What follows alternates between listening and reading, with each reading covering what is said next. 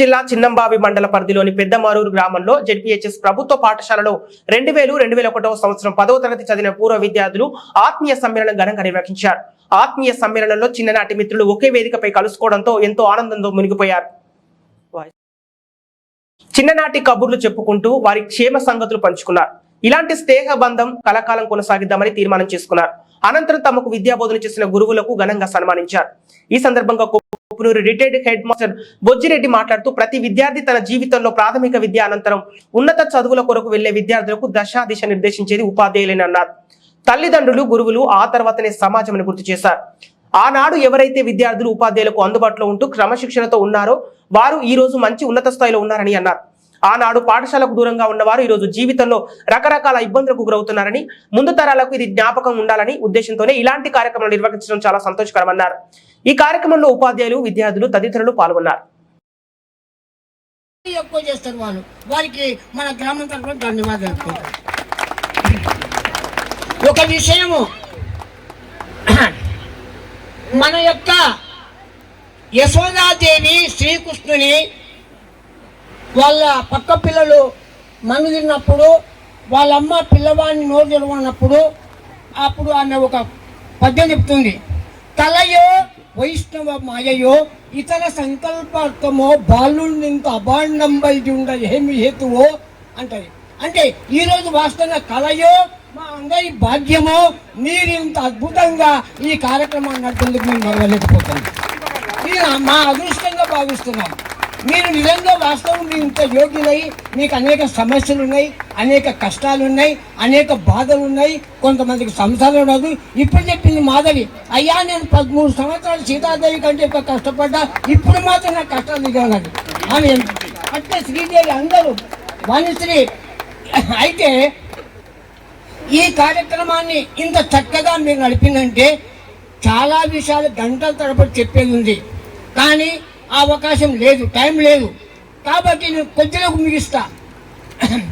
నేర్పు గలవాడు, నిరజాన గలవాడు, కులము గలవాడు, గోత్రము గలవాడు, విద్య చేత విర్రవీగువాడు, ధనము గలవాడి బాలిస కొడుకులు రాడు వేమన. నేర్పడతనం ఉంటే ఏం లాభం లేదు, కులం గొప్పదైన లాభం లేదు, గోత్రం గొప్పదైన లాభం లేదు, ఎంత జ్ఞానంలో లాభం లేదు. ఎవరి దగ్గర డబ్బు ఉండదో వాడే ధన్యుడు, వాడేది కార్యక్రమం నడపడానికి మీరందరి దగ్గర కొద్దిగా గొప్ప సంపాదించి వాటి కార్యక్రమం నడిపించారు.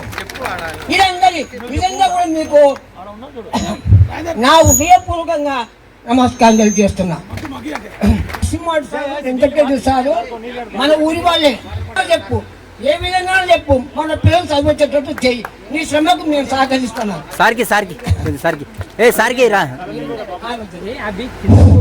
తర్వాత మొత్తం ట్రాన్స్ఫర్ చేసిండు.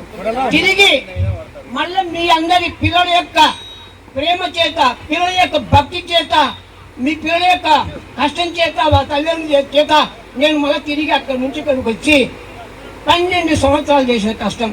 ఆ కష్టంలో మీరు ఉన్నారు. ఆ 12 ఏళ్ళు మీ అందరూ నాకు ఇచ్చారు. అప్పుడు బొజ్జిరెడ్డి సారు ఆయన కింద మేమందరం చేయాల్సి వచ్చింది. ఆయన చాలా స్ట్రిక్ట్. మాకు స్ట్రిక్టే, మీకు స్ట్రిక్టే. ఆయనకు డ్యూటీ అంతే. Work is worship. పని చేస్తేనే నాకు భక్తుడు, పని చేసిన వాడే గురువు అని ఆయన చాలా గట్టిగా పని చేపించేవాడు. కాబట్టి విషయాలు చాలా ఉన్నాయి, చెప్పేది చాలా ఉంది. ఉన్నత పాఠశాలలో యువ ఉపాధ్యాయులు వాళ్ళు సబ్జెక్ట్ టీచర్స్. బొజ్జిరెడ్డి సార్ అంటుండే ఒకసారి, అరే నాయనా వాళ్ళు సైన్స్ టీచర్, లెక్కల టీచర్, హిందీ పండితుడు, తెలుగు పండితుడు వాళ్ళు చెప్తారు.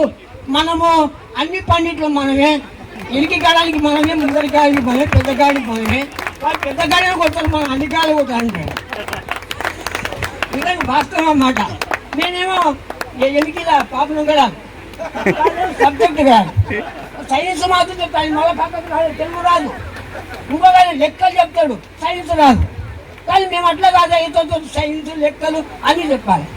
ఈ మొత్తం మీద ఎందరో చేసిండ్రు, చాలా చక్కగా చేసిండ్రు.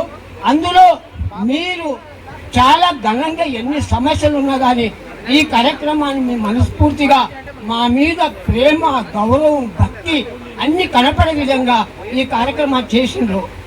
మీకు ధన్యవాదాలు తెలుపుకుంటూ విషయాలు చాలా ఉన్నాయి, చెప్పేవి చాలా ఉన్నాయి, కానీ టైం లేదు, పెద్దలు ఉన్నారు, వారికి ఈ అవకాశం కోరుకుంటున్నాను. Thank you very much sir.